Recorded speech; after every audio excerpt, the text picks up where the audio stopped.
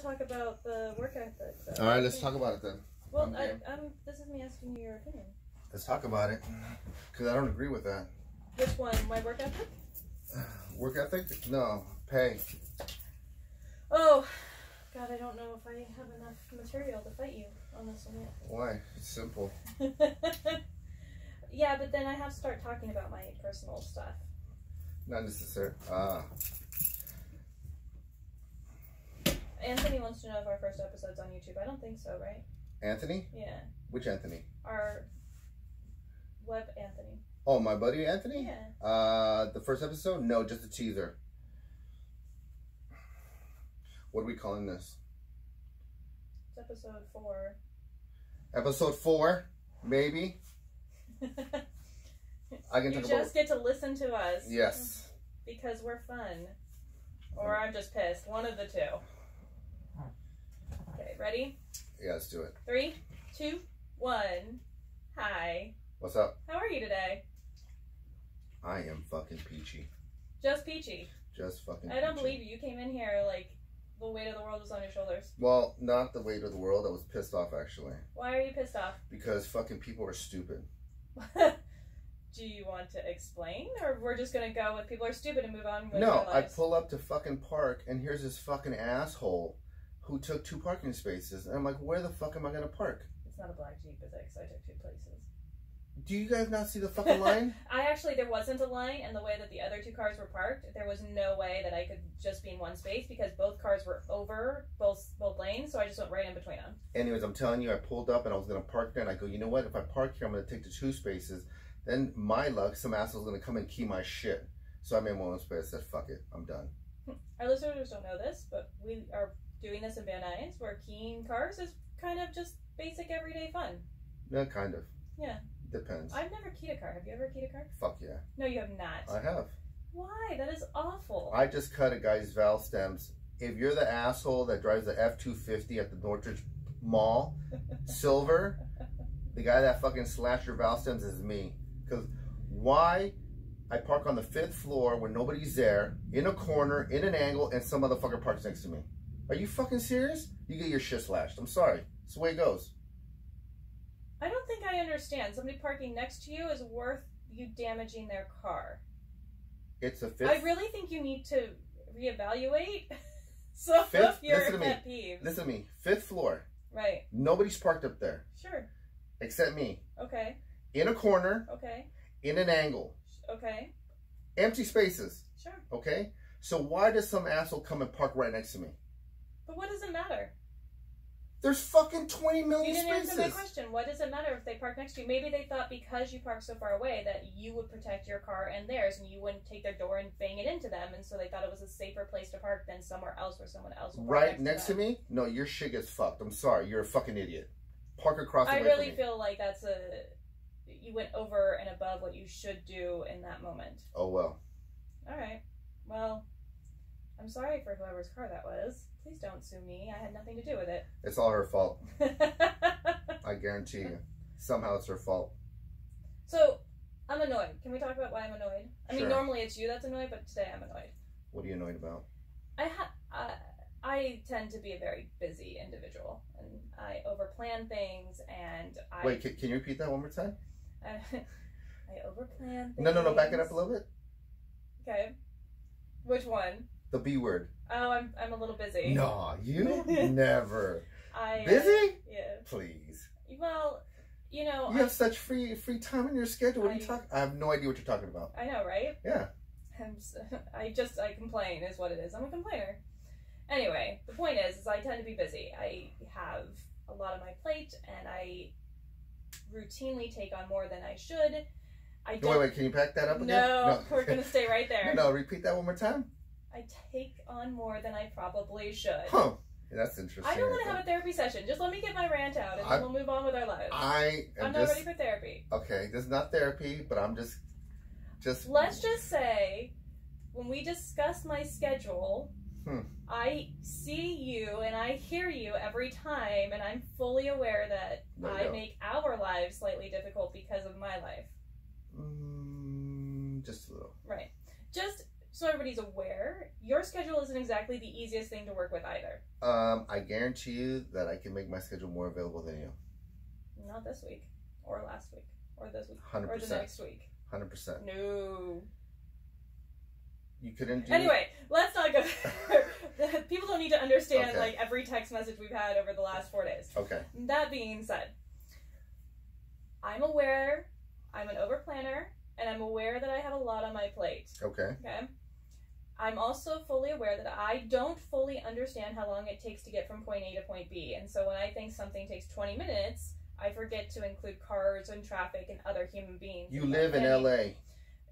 I hear you. Look, this is the math. 20 minutes takes an hour and a half. A 20 No. 20 miles. No. 20 miles. 20 No. miles. Listen to me. 20 miles No. depending what time. Yeah. 20 miles takes about an hour to an hour and a half in LA. 100%. But I'm not going to downtown. I'm going from Ventura County to Los Angeles County. That's literally 10 minutes away. It takes me. As the crow flies, it's 10 minutes away. I give myself 20 minutes. It should be totally fine. No, from Santa Clarita, where I live, Right. to Northridge Sure. is 20 miles. Well, yeah, but you're also going with traffic. I'm always going against traffic. Not in the morning, you're not. I am. In the morning, you're coming into town with traffic. You're not going. You're not Most going opposite. people are going out to LA. They're not. I'm going into the valley. You, on the You're other still hand, on the are 118 though. But you're on the 405 where everybody is going into downtown. That's the No, traffic you're everybody's hitting. everybody's going to like Santa Monica, LAX, not downtown. It's still the 405, right? Anyways, how many miles is it from home to work? From work to which work? Your real job. They're both real jobs. Okay, the one that pays you well. Oh. The real job, it is 24 miles. 24 miles. One way. So if you, let's just say, had to be at work at 9. Mm-hmm. I have to leave by 8:15. Correct. Yes, but that's 45 minutes, not an hour and a half. I'm just saying your math is not correct. That's 45 minutes. Still, I agree. it shouldn't take you that long. If it's 20 miles from where you live, it should only take you 20 minutes. I hear you. Okay. But it takes 45. Okay, I'm just telling you that in the day, during the week, with school, in session, it's over or close to an hour. Ugh. I'm telling you. I haven't experienced that. Okay, so anyways, continue your rant. Now that we're just talking about my time. Anyway, the point is I'm busy, and I know that with everything else that's going on in my life, like I have added significantly more to my plate. And I did it with eyes wide open. I fully understood what the sacrifices were to get to what I want in life and the types of projects that I want to do, and to keep me creatively satisfied and also to keep me calm. I think I have a little bit of adult ADD because I always have to be busy. Like sitting still is just not an option for me. So I took on a lot of stuff in the last year or so, knowing full well that it was going to be difficult to do that. And I understood that the things that I was going to have to sacrifice was going to be things like sleep. And my house isn't going to be perfectly clean 24/7 like I like it to be. It might only be clean one day a week. But I did that with eyes wide open. But the issue I'm having is those people who are close to me, and I'm putting that in air quotes, are saying things to me like, you really should take some things off your plate, you really should try and sleep more, you need to take care of yourself. And it annoys me because anyone who knows me, anyone who's close to me needs to understand that no matter what mountain I climb, I'm always going to look over my shoulder to see a bigger mountain and wonder what's going on over there. I'm never going to stop. I'm never going to slow down. And if you're going to support me, fucking support me. Either jump on the bandwagon and help me. No, help me. I don't want you to help me. That annoys me. Either jump on the bandwagon and be encouraging and be like, yeah, yep, tonight you're only getting 3 hours of sleep. These are your priorities. You got it? You good? Wonderful. Either join me and be just as fucking crazy as I am, because otherwise I don't have time. I literally don't have time for you if you're not going to be as crazy as I am. Or get the fuck out of my way. I don't understand why people, because all I hear is, it sounds well-meaning, right? Oh, you should really try to rest more. It's going to help you. But it's not well-meaning. All I hear is, you can't do this, so you should just stop. You know, coming from a person that has a really busy schedule like myself. Say it again, say it again, say it again, say it again. Because you started off by saying that yours was better than mine, so I want you to say it one more time. Me, being a person that has a very busy schedule, Oh. but still has more room than you. Nope. Yep. Nope. Okay. I've come to the conclusion that people that tell you you have to have some rest, you have too much on your plate, you know, you really need to think about what matters and what doesn't. The conclusion I've come to is, I'm going to give you an example because you know how I am with examples. So it's fair to say that people have an addictive personality. Sure. And you have people that don't have an addictive personality. Sure. Right? You know me, I don't have an addictive personality. Right. You say, I'm done, I'm done. Yeah. If I'm going to quit something, I quit something. It doesn't matter what it is. I do it, I do it. And then there's people that can't do it. You know, they try, they quit a day, get off the bandwagon, go back on it. So I think there's an individual of two people. There's the group of people that are overachievers, and then the people that are, I shouldn't say they're underachievers. I think they're just, what's the word I'm looking for? Complacent. They're very complacent in what they do. They work an 8 to 5 job, and if they have to take their kids to, let's say, back to school night, they go back to school night. Okay, well, for me, it's, I go to the gym at 4 in the morning, I work out, I train my people, I have to run some errands, I pick up my kid, and I go back to school. That's 5 compared to their 1. Right. So the difference is that they're the person that has the addictive personality that they can't stop. Where we can say yes or no. But what we decide is we feed off of wanting to do more. We have to do more. It's like you just can't sit still. But then wouldn't that make us the ones with the addictive personality because we have to have more? No, because it comes to a point that you know when the priority is. You know what, though? I don't think, I disagree with you on if you have an addictive personality, then you're comfortable being complacent. I actually disagree. I don't think it has anything to do with addiction. I think it just has to do with... No. I was just using... I'm just you're using comparing the addictive personality to people who have ambition to those who may not have as high of ambition as others. Correct. Understood. That's what I'm just using that as an example. I understand. That one person can say yes and the other person can say no. That's what I'm saying. Yeah, but I mean, I don't feel when an opportunity is presented to me, I've never had the feeling like, oh, that's going to be too much, I should stop. It's always been, you know what, I'll make it work. Because you're an overachiever. And I have people in my life who are very encouraging, who will say daily, okay, give me the list of what you're doing today. And I'll give them the list, and, you know, they'll make a joke. They're like, great, so you're not sleeping today, and that's fine, but are you going to get this, this, and this done? And I find that much more helpful than the people who are like, wow, I just don't know how you're going to get it all done. Go to hell. I'll get it done. God, you know, I think... It's just not, am I taking it the wrong way? It's just not encouraging to me. If you want to encourage me, either pour me another pot of coffee and say, go get it done, or just say nothing at all. Because anything else is just negative. You know what? I think that people, how am I trying to say this? I think people that say, oh, I don't know how you're going to get it done, are people that are underachievers. They don't, like I say, they're complacent. They have to go to the 8 or 5. They just go with the flow. They can't handle doing 2 or 3 things. Where we're a separate group, we're the unique group that we're not overachievers. We just stay busy, and it's just one thing. And I think that being busy attracts more. You know, they say money always attracts money. So I think when you're an overachiever, more things attract to you. Yeah, maybe. You know, it's like, okay, you're doing this one thing, and somebody says, hey, you know what? I know you can do this. Can you help me with this? And you're like, yeah, sure, I'll help you with that. And then something else comes along. Oh, you know what? I was just thinking that you did this, this, and this. Do you think you can help me with this? Sure, I'll help you with that. So I think that gravity pulls people towards us to get busier than most people, because the one that says, oh, I don't know how you're going to do it, people are like, you know what, I'm not going to ask Suzanne, for example, because all she's going to tell me is like, well, you know, I don't know if I have time. I have to see if little Joey's practice, maybe. Where they call Cynthia, hey, Cynthia, can you do this? Yeah, sure. They already know they're going to get the answer of yes. They just have to tell you what they want you to do. Yeah. That's the difference.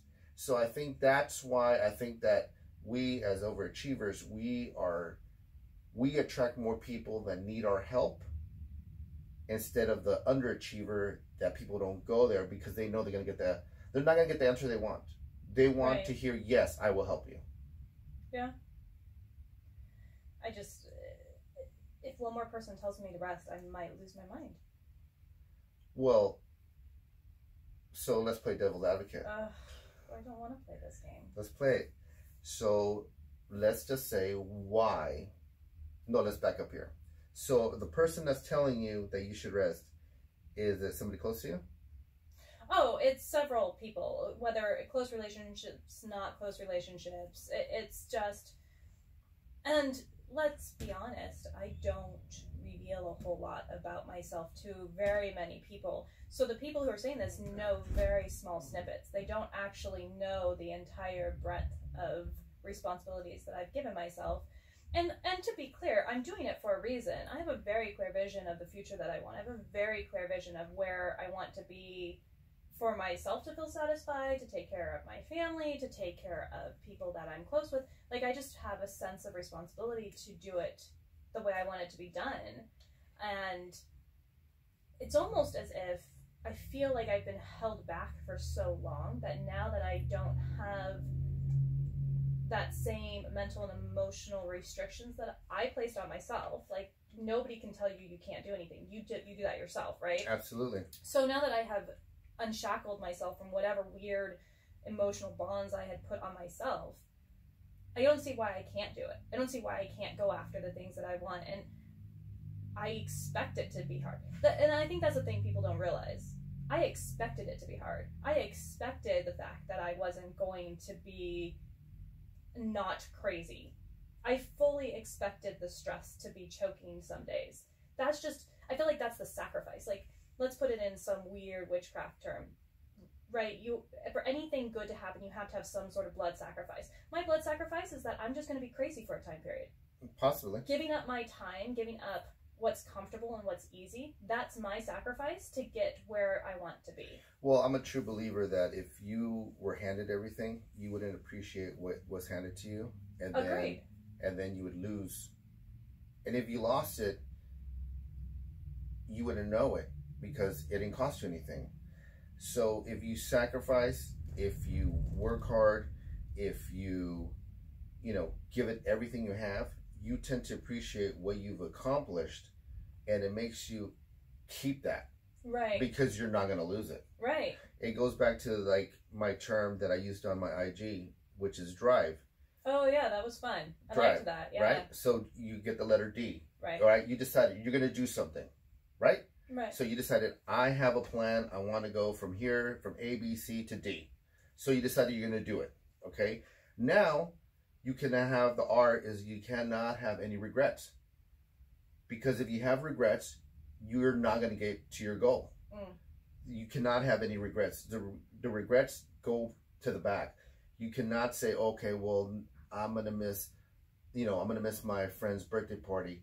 Doesn't matter. You can have the regrets because the goal at hand is you have to get to D, right? A, B, C, D. Okay? So there's no regrets. You've made a decision. Now you have I, which what you're going through right now, which is intensity. Right. You have to be intense. No, you But have I don't to. know if I've ever not been intense. I think I've held that part of me back for so long. No, maybe you haven't, but now because the goal, you see the goal. Right. And you feel it, you see, you taste it, so your intensity is higher. Than like my normal psychoness? Oh, absolutely. Right. Absolutely. So you have to So you know me pretty well. Is my intensity more significant now than it was a year ago? Well, it depends on what we're talking about. Everything. I mean... or let's just say, for example, the podcast. You're right. Right? Is your intent about the podcast? 100%. I do have to apologize because I think I forget to say good morning to you most mornings, and I just go into my list of stuff that we need to take care of. Exactly, but because you're intense. Sorry. Because you're intense. It's a blanketed good morning now. Yeah, you wake up in the morning and you're like, oh shit, I need to tell him A, B, C, D. We need to get going. Right. Just like that little argument that we had when that was super fun. Because you're not getting shit to me quick enough. And now the roles have reversed. Now it's like, I need this, I need this, I need this, I need this. And I answer right back. But because I was already intense, you see? Yeah, but you give me more space than I'd prefer. Okay. But anyways, you're intense, right? Now it goes with the V. You visually see your goal. Right. You visually know, okay, this is what I need to do intensely to get to there. The vision is there. You have visualization of what you're going to see, right? And E is, at the end, you're going to have effect. You're going to get what you get. Yeah. And that's why I'm big on drive. I don't believe in motivation. I think motivation is a fucking cheap-ass word. But you don't think motivation and drive are the exact same word? No, because people say, oh, I'm motivated. I'm going to lose weight. And you know what happens? Oh, well, you know what? It's Friday. I just said, fuck it, I'll start on Monday. Mm. You see, motivational... But to me, that's not motivation then. It's lip service. I think this is my issue. I don't understand people who don't have ambition. Like, and there's two kinds of people. There's the people who had a goal. I want this in life. And they reach that goal and they're satisfied. Those are the people that I am astounded by. How do you reach a goal and instead of just being like, this is amazing, I'm so glad I got here, what's next? How do they just stop?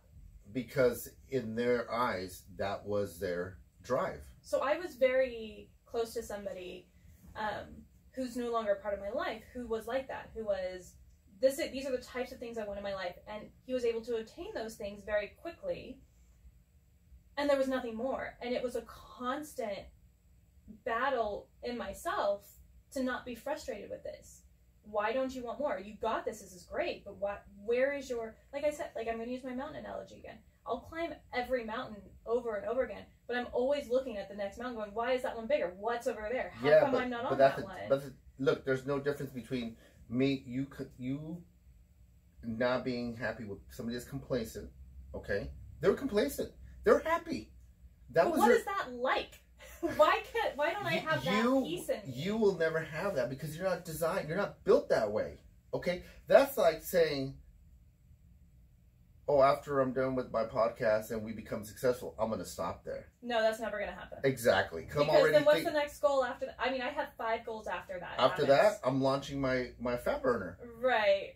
So I got something already working on. So I have a gym, I have an apparel company, I have a podcast, and the next one is I'm going to do a fat burner. And people's going to be the greatest, best fat burner out there, just to say.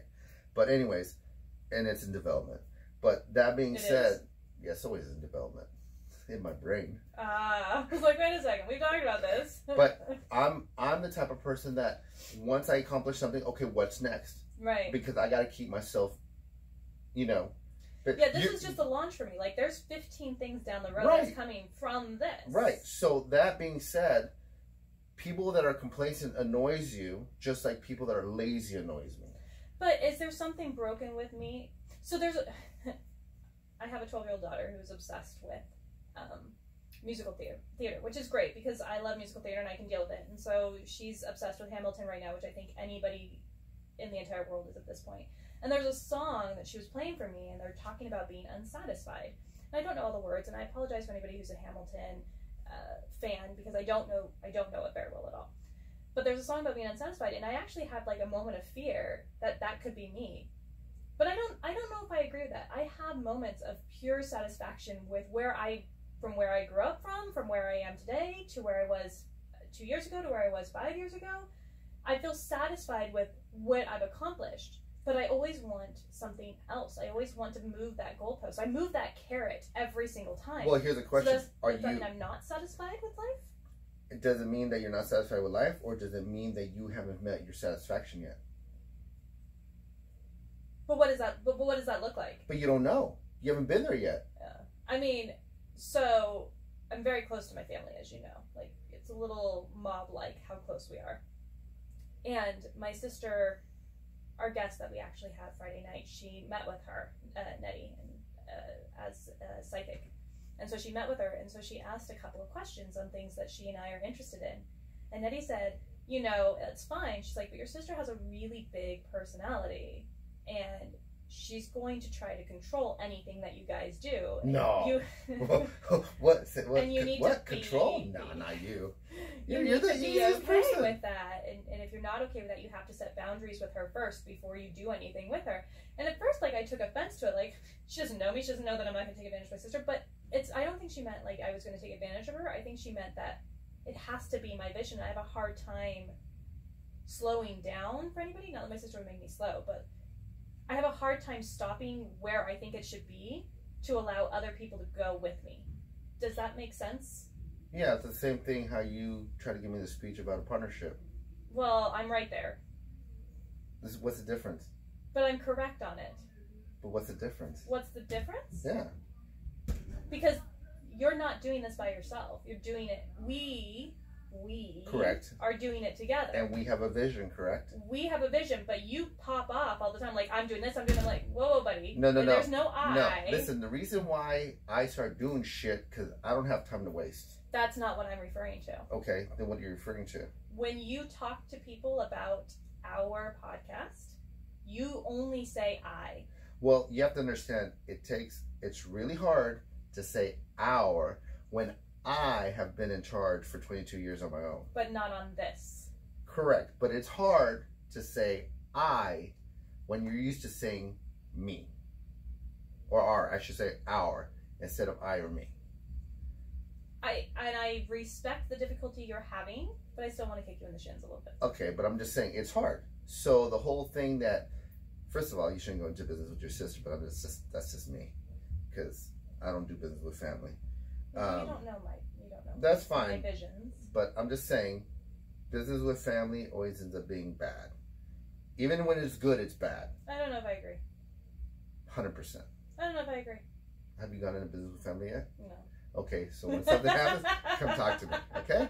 I'm telling you, you're going to lose. And with friends also. Oh, I agree with the friends portion. You never do friends. Although you and I are okay so far. We're not friends. We're business partners.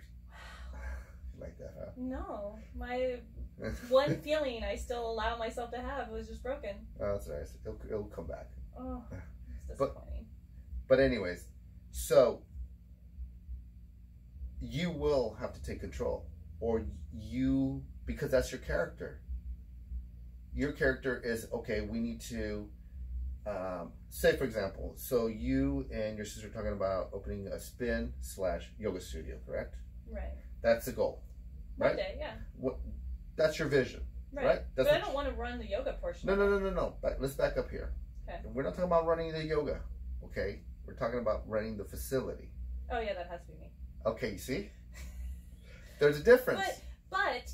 And by the way, you said I'm not running the yoga, but you're appointing somebody to run your yoga section or area, okay? But the way you do advertising, the way you gonna go out to your vendors, the way, say you're gonna run your social media, the way, let's say you're gonna run a commercial, everything, that whole idea is all on you.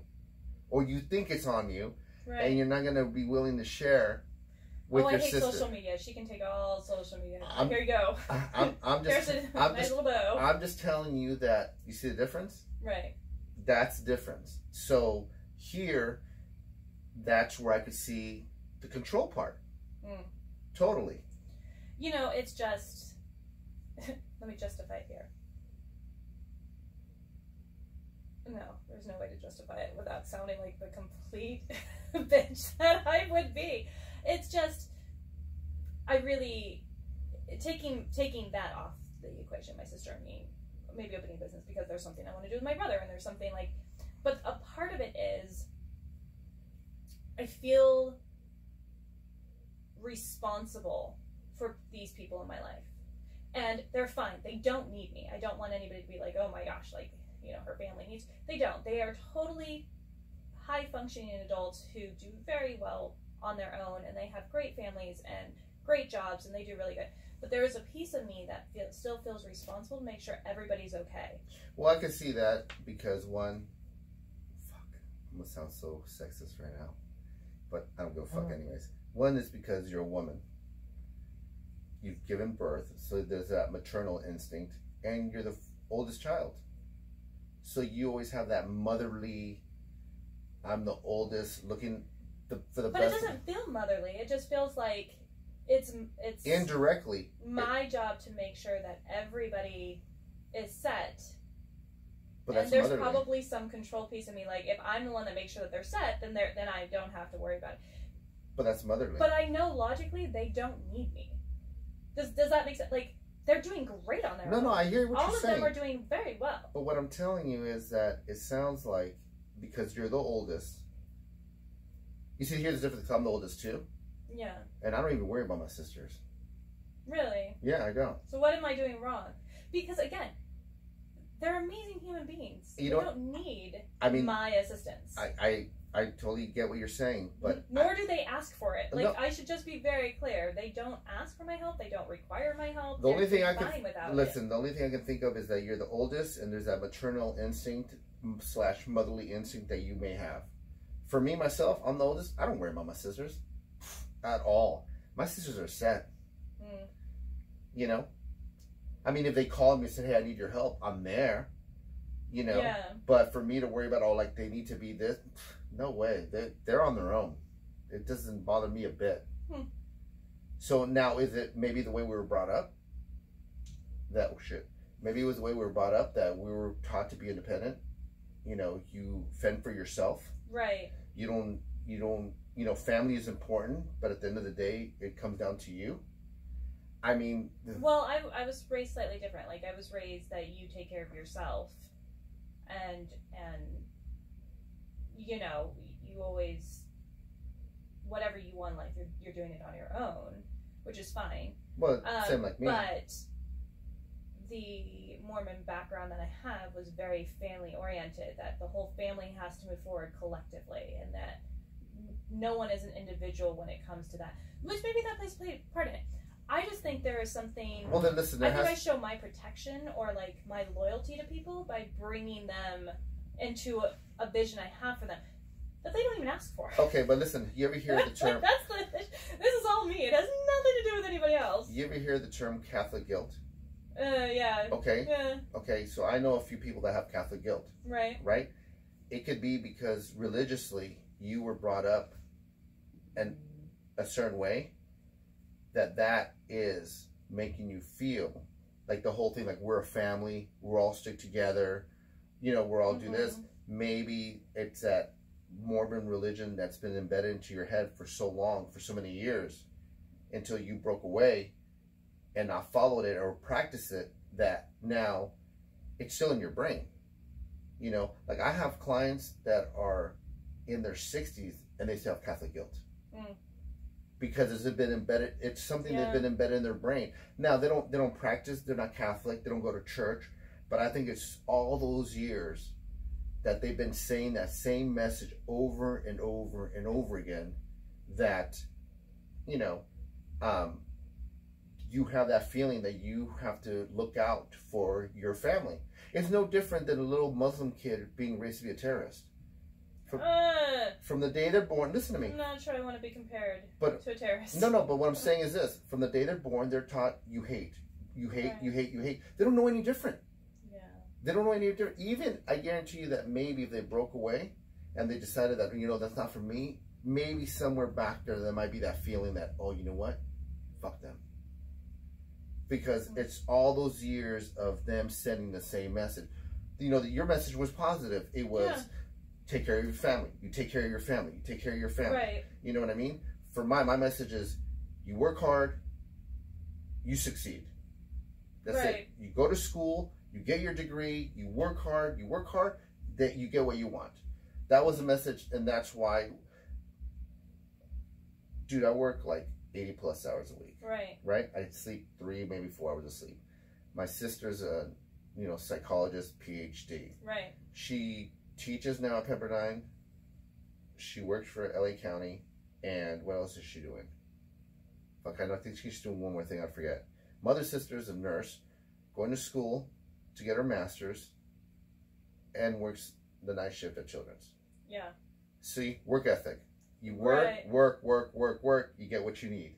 Right. You know, yours was, family sticks together, we work. Same thing like the Muslim kid that's raised, you hate. So it's embedded in your brain. The only difference is that maybe now you can't turn it off. You can't turn off that switch that says, hey, you know, my family's good. Right. Somewhere in... They are good. Yeah. So you've said it. So somewhere in your brain, you need to learn to turn that off or understand that they don't need you and now you need to move on to something else. They don't need me. Like, I'm fully aware that they don't need me. I mean, I think that's one of the best things about having a close relationship to my siblings. We all choose to be in each other's lives. It's not it's not out of necessity. Like, it's nice to be friends with the people you grew up with who understand the craziness that you grew up with. Oh yeah, for sure, because you get the support. Well, yeah, because, you know, when you tell other people your backgrounds and they look at you like you're insane, it's nice to have 3 other people there who's like, oh yeah, totally, got you. I was there, I saw it. Understood. I think it's just a weird flaw that I have, that I feel responsible just for everything and everyone. But I really feel that this drive, we'll use drive instead of motivation. Yes, please. I just feel like this drive that I have is, I almost feel my own mortality. Like, I'm not old by any means, but I'm not exactly in my 20s anymore.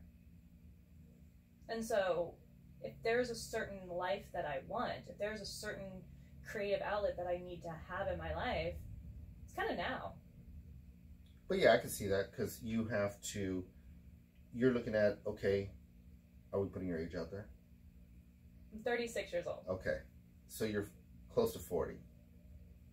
Now you need to tell them your age so I feel less of an old person. Me? Yes.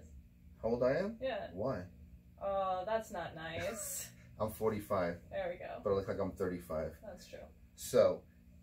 I look every bit of my 36 years. Actually, I still get carded, just an FYI there. But, so you're looking at, okay. I don't want to talk to you anymore. You know what? Let's use an analogy. Like women that feel the clock is ticking and they need to have kids. Oh, yes. Yeah. Right? That's a weird thing. Like, I remember when that was me. It was a weird... You were 23. Huh? We're talking about women in their mid-30s. Like, I can still identify with that need to want to have a kid all of a sudden. So you get it, right? Yeah. Okay, so you hear the clock ticking, like, I need to have kids because I'm getting older. Right. My chances are being able to have a child is getting less and less and less. So let's use that analogy. So you're 36. Mm-hmm. You're 4 years from 40. Right? So now the clock's ticking. It's not a fun conversation anymore. I don't want to talk anymore. So the clock is ticking, right? So right. You're like, okay. Actually, I love my age. I have no problem with it. We're not talking about your age, whether you like it or not. We're talking about that you're almost 40. I don't have a problem with that either. Okay, but here's your problem. That you know you're almost 40, and you're like, dude, from 40, I got 10 years, I'm 50. Right. So if I don't succeed now, or get shit going now, I don't want to be at 50 feeling this way. Right. And right. And that's where your mind fuck is. Yeah. Well, I don't know if it's a mind fuck. I think it's just it's a reality check, right? It's a reality check, but it's a mind fuck because you're constantly thinking about it. Maybe. I just, look, I have very clear vision of where I'm going. It's very clear. I can see every step, A through Z. Okay. Not a problem. And so, I think because it's so clear to me, and the goalpost is always going to change. Like, let's just own that part of my personality. Once I get to B, I'm going to immediately start going for C. Once I get to C, I'm immediately going to go for D. Okay, fair. The goalpost has to move. Like, that's just how I personally feel satisfied with myself, that I'm constantly striving for